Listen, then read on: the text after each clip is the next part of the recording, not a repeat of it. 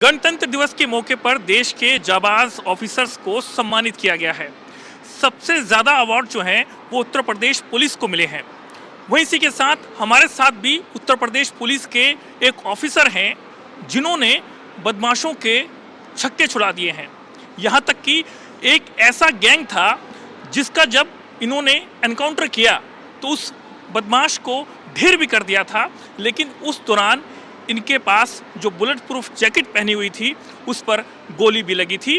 और वहीं इसी के साथ ये पुलिस ऑफिसर तो हैं ही, साथ में नेशनल शूटर भी हैं। और वो शख्स हैं हमारे साथ गाजियाबाद के इंदिरापुरम के एसीपी सत्येंद्र कुमार सिंह, जिनको राष्ट्रपति पदक से नवाजा गया है। सर, सबसे पहले जी न्यूज़ की तरफ से आपको बहुत बहुत बधाई।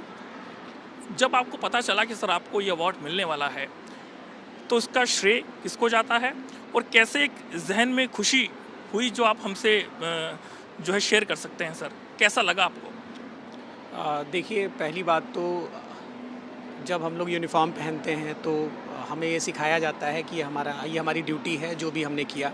लेकिन निसंदेह अगर उस काम की कहीं से हमें अवार्ड प्राप्त होता है या तारीफ़ होती है तो अच्छा लगता है।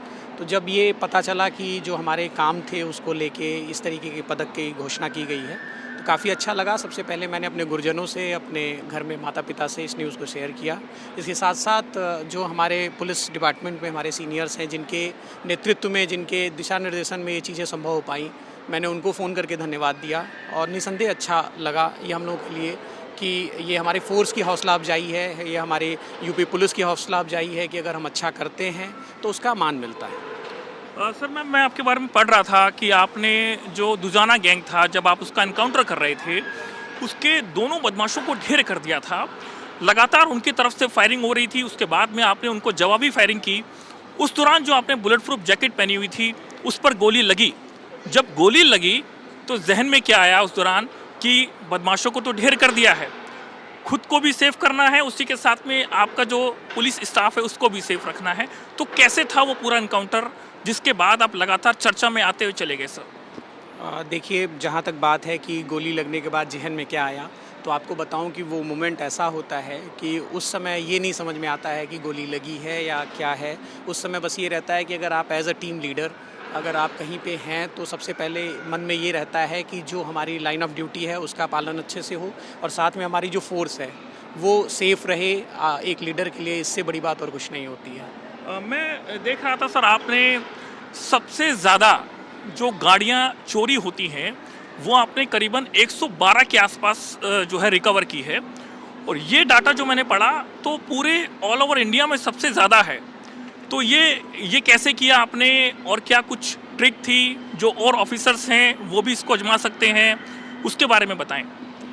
जी देखिए, जो आपने जानकारी बताई ये मैं लखनऊ में था, एसीपी विभूति खंड था, उस समय की बात है। और एक गैंग हम लोगों ने बर्स्ट किया था जिसमें हम लोगों ने 4 व्हीलर्स जो हैं, अभी तक जो हम लोगों ने पाया कि मुंबई पुलिस के नाम ये रिकॉर्ड था 104 4 व्हीलर्स को एक साथ रिकवरी का, उसको यूपी पुलिस ने तोड़ा था। और मैं लखनऊ में था और मैं पार्ट था उस मिशन का।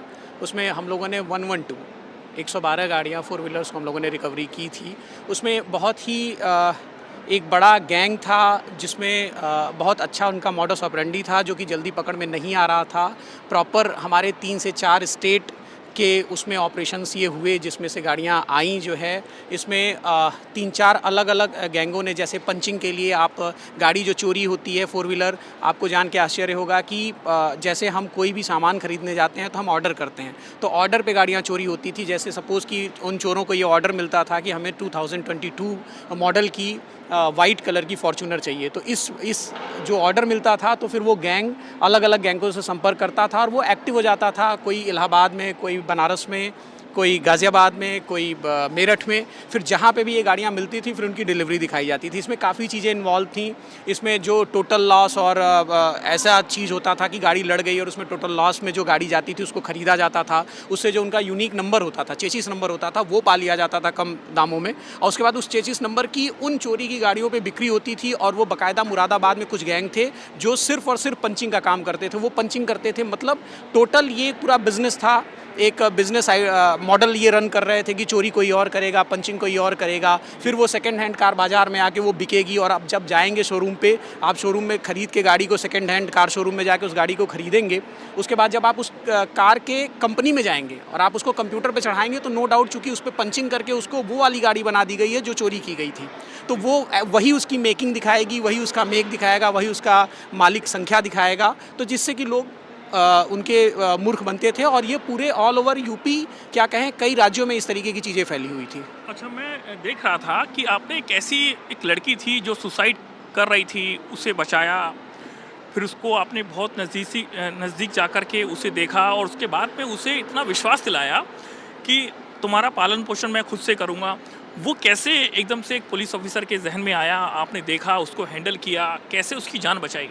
जी, जिस बात की आप उल्लेख कर रहे हैं वो निसंदेह मुझे अभी तक के अपने कामों में सबसे अच्छा काम लगता है, क्योंकि किसी की जान बचाना वो एक बड़ा काम है। उसमें हुआ यूँ था कि रक्षाबंधन का दिन था और संभवतः जहाँ तक मुझे याद आ रहा है 2023 रक्षाबंधन का दिन था और मुझे सूचना मिली कि एक क्लास 10th की बच्ची 4th फ्लोर पे छत के ऊपर चढ़ गई है और वो वहाँ से लगातार ये कह रही है कि मैं आत्महत्या कर लूँगी। जब मैं मौके पे पहुँचा तो देखिए कहीं भी किसी भी साइट पे जब हम लोग जाते हैं लाइफ सेविंग के लिए तो हम लोग ये देखते हैं कि हमारे पास संसाधन क्या है और हमारे पास चीज़ें कैसे हैं कि हम उनको बचा सकते हैं। तो मैं बताऊँ कि हमारे लिए इतना बड़ा चैलेंज हो गया था, बहुत पतली गलियाँ थीं, वहाँ पर हमारी फायर ब्रिगेड नहीं पहुँच पा रही थी, वहाँ पर हमारे और लोग नहीं पहुँच पा रहे थे, वहाँ हमारा जाल नहीं खुल पा रहा था कि अगर वो ऊपर से गिरे और हम जाल खोल दें तो हम इसको बचा सकते हैं। तो इन कठिन परिस्थितियों में वो जिस छत पे थी उस छत पे किसी को जाने नहीं दे रही थी, वहाँ से वो दरवाजे तक भी कोई बढ़ता था तो वो कहती थी मैं कूद जाऊँगी और एकदम एज पे थी वो।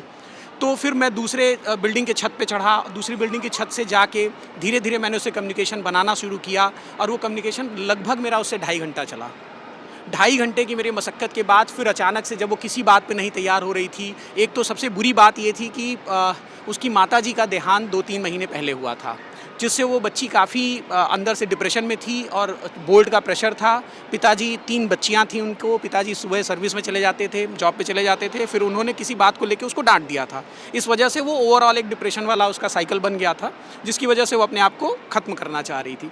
फिर लगभग 2-2.5 घंटे की बात करते करते मुझे अचानक से याद आया कि उस दिन रक्षाबंधन का दिन था और मैंने दिल से उससे बोला कि बेटा अगर ठीक है पिताजी ने डांटा है तो मुझे आज रक्षाबंधन का दिन है, अपना भाई समझ, और बड़ा भाई भी पिता की ही तरह होता है, तो अगर वो बात मेरी मानो तो तुम आ जाओ और बाकी चीज़ें जो भी हैं वो बैठ के सॉर्ट आउट कर लेंगे। ये बात मेरी उसको फाइनली अपील की और वो जो है दीवार से, छत की दीवार से नीचे उतरी और फिर जाके उसको हम लोगों ने बचा पाए। तो आज भी उससे बातचीत होती है, अटैचमेंट है उसके साथ? जी बिल्कुल, देखिए मैं हर रक्षाबंधन पे और गाहे बगाहे जब भी मैं उधर से गुजरता हूँ हर रक्षाबंधन पे और ऐसे में उसका हालचाल लेता हूँ और मैं पूछता रहता हूँ कि अब कैसा चल रहा है। वो अपनी लाइफ में काफ़ी खुश है और काफ़ी अच्छा कर रही है। ये तो रही आपके पुलिस करियर की बात, और वहीं इसी के साथ नेशनल शूटर भी हैं, कई मेडल्स भी पा चुके हैं आप। देखिए हाँ, मैं 12 बोर शॉटगन में मैं शूटिंग करता हूँ और ओपन उसमें दिल्ली करनी सिंह में जो नेशनल्स होते हैं उसमें मैंने पार्टिसिपेट किया और कुछ मेडल्स मेरे हिस्से आए हुए हैं। जी जी जी। मैं देख रहा था कि आप 2012 बैच के पीपीएस अधिकारी हैं और जहाँ से आते हैं वो जौनपुर इलाका है। कहा जाता है कि जौनपुर से कई आईएएस, कई आईपीएस ऑफिसर जो हैं वो देश को दिए हैं। ऐसी क्या खासियत है उस मिट्टी में कि वहाँ से सबसे ज़्यादा लोग निकल रहे हैं? बिहार का नाम तो आता ही है, लेकिन उत्तर प्रदेश में जौनपुर का नाम आता है, तो क्या खासियत है उस मिट्टी में? देखिए जहाँ तक जो मैं समझ पाता हूँ कि एक एनवायरनमेंट होता है हमारे यहाँ जो जौनपुर में मैं स्पेशली ये कह सकता हूँ कि लगभग हर घर में आपको एक तो आप अगर देखेंगे, अगर डेटा उठा के देखेंगे तो लिटरेसी परसेंटेज में जौनपुर ज़िला काफ़ी उत्तर प्रदेश में ऊपर है लिटरेसी परसेंटेज में। तो जब एजुकेशन होगी वहाँ पे लोग अपने अच्छा बुरा सोच सकते हैं और वहाँ पे बच्चों को बचपन से ही ये सिखाया जाता है कि आप अगर पढ़ाई करेंगे तो ही अपना एक बेहतर भविष्य देख सकते हैं। फिर बच्चा क्या होता है कि एग्जाम्पल से भी सीखता है। अगर उसको लगता है कि बगल के घर वाला या बगल के गाँव वाला व्यक्ति जो हमारे ही संसाधनों में, हमारे ही माहौल में रह के अगर निकल सकता है और हमारे स्कूल में पढ़ के निकल सकता है तो मैं क्यों नहीं निकल सकता। तो ये एक तरीका होता है जो मुझे लगता है कि लोगों में एक पॉजिटिव कंपटीशन की भावना आती है और लोग उसके पीछे उस परंपरा को फॉलो करने लगते हैं और एक परंपरा ये बन जाती है। बहुत बहुत धन्यवाद आपका। और कैमरामैन जयप्रकाश के साथ नीरज कुमार गौड़, जी मीडिया, गाजियाबाद।